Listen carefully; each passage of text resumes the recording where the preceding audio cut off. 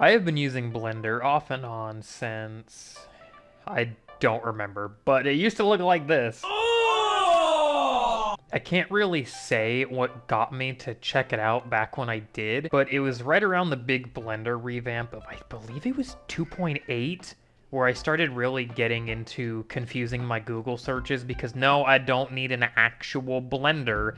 Thank you very much. But after multiple donut tutorials, over 6,400 hours on Steam, and multiple cross-country moves, I have finally felt the motivation to publicly state where my initial inspiration for 3D art came from. Anime.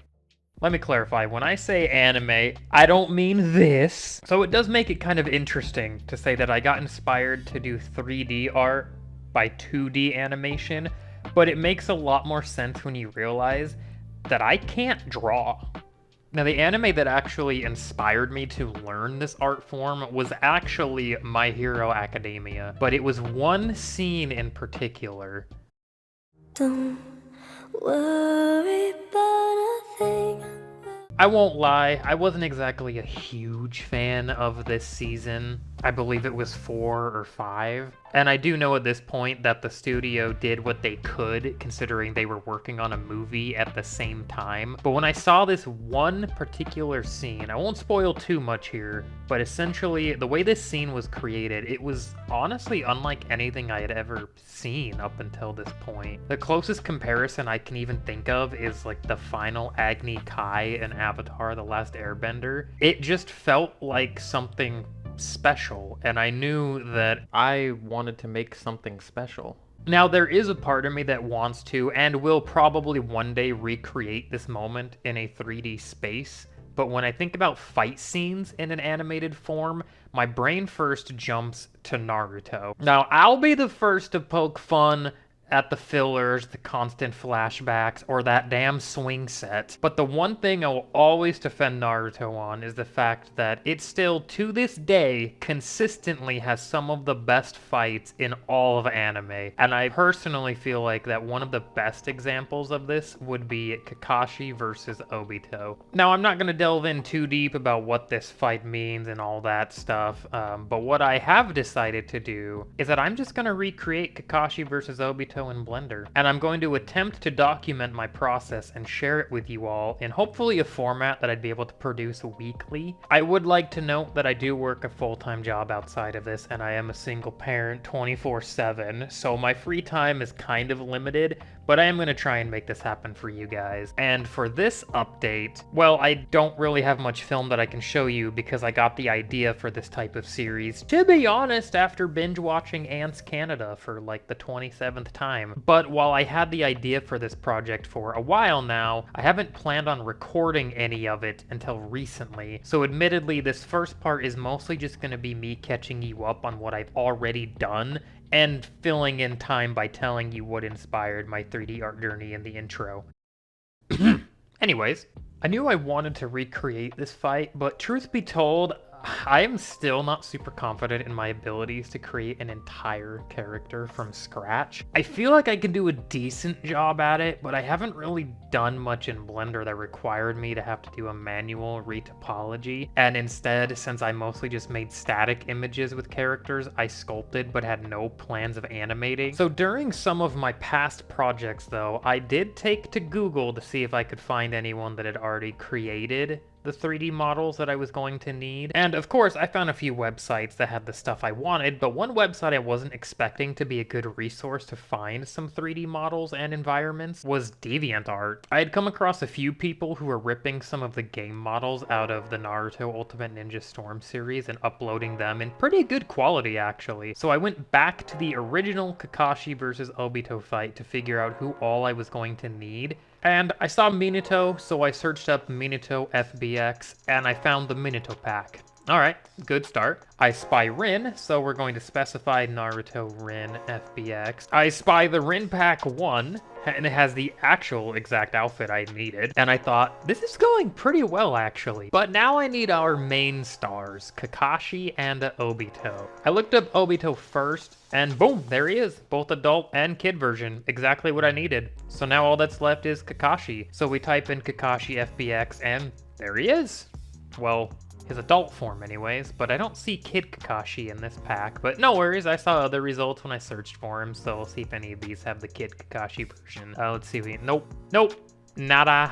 No. Oh, there he is. That had me worried there for a second. It's not the right outfit, but I can either make the outfit or just use this one. It's not that big of a deal. So let's just download that, and it's a PNG file. And the uploader hasn't been active in years. Okay, well, let's just look around at some other sites. I'm sure someone has Kid Kakashi. Nope. Nah. Nothing. At this point, I honestly didn't really know what I was going to do. Like, how does nobody actually have the Kid Kakashi model, like, anywhere? The closest I could find is his outfit, but that's not gonna help me at all. And at this point, I knew what I was gonna have to do, and I knew I was going to have to make Kakashi from scratch. I won't lie, I was a little intimidated when I started this process out because I was thinking I was going to need to make all 6 models that I need from scratch, but to be perfectly honest, I just don't want to do it. Not for this project, which isn't about testing my modeling skills, but more so learning the animation side of Blender. So essentially to make Kakashi, what I had done was I started with a sphere, and then I made Kakashi. Okay. So at first I had sculpted the head. I kind of still have trouble with exactly what kind of art style I try to go for. I try for kind of a semi-realistic, but then I find myself almost going too realistic with it and having to dial it back. But then I start to dial it back a little bit too much, and it just makes my brain go all jumbly. But I kind of feel like for this sculpt I did a pretty good job of nailing the look I had pictured. I had sculpted the head and the neck together, and I did the body separate. I just joined them together later on. But once I had the body, it was just sculpting the clothes, keeping everything pretty low quality for now. You definitely want to make sure the bigger shapes are there before you start refining everything, which eventually we got there. But now it was time to retopologize the model. And for those who don't know, this is the topology of the model. All these dots and the squares, they make up the model. But right now, this is way too high quality. In order to not make s'mores over your computer, we need to make this high quality model into a low quality. And in order to do that, we need to do some retopology. There are some automatic ways to do that, and you get some pretty decent results with that, but honestly the best way to do it still is just by hand. Honestly, this is the first time I ever manually did one, and I followed some guides that I looked up on YouTube, and I would say it's not too bad. For the head, I actually followed a course that I bought from Danny Mac 3D. I made something with it a while ago, but he goes over some good head retopology, and so I followed that. So the first loop I want to do is around the eye, and you can see we've already done half of it. Now for the clothes, I honestly wasn't concerned with doing it all by hand. I just used my quad remesher add-on. It got the job done pretty well. But now it looks awful. But that's okay. We just need to trick Blender into copying the detail of the high quality version, but keep the topology of the low quality version. And I just used a shrink wrap and a multi-res modifier to do that. Oh, and before I forget, for the hair, so what I initially did was I did like a rough sculpt of Kakashi's hair. I'm not very good at sculpting hair, but that wasn't the point. I just wanted the groundwork to be laid so that I could have an easier time using the curves method to make the hair, which turned out pretty nice. I was happy with it, and just like that, we have Kid Kakashi. And as I've mentioned, this is still a work in progress project that I want to try and document the rest of this process for you all. I don't know how long this is going to take me. Hopefully it's nothing too crazy, and hopefully you enjoy this style of content.